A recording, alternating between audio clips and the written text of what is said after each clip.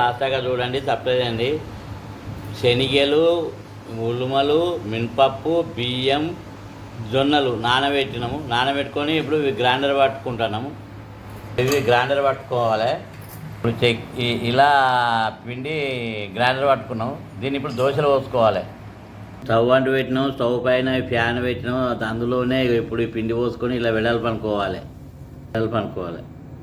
ఇప్పుడు దీన్ని చిన్న మంట మీద ఈ దోశను కాల్చుకోవాలి. మనం దోశ ఉల్టా పల్టా వేసుకోవాలి.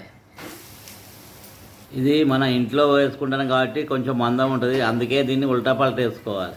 ఇది తీసి వేరే ప్లేట్ వేసుకోవాలి. మొత్తం పిండి ఇలానే కాల్చుకోవాలి. చిరుధాన్యాల దోశ రెడీ అయింది. గుమగుమలాడుతుంది. వేడివేడి తింటే చాలా రుచిగా ఉంటుంది.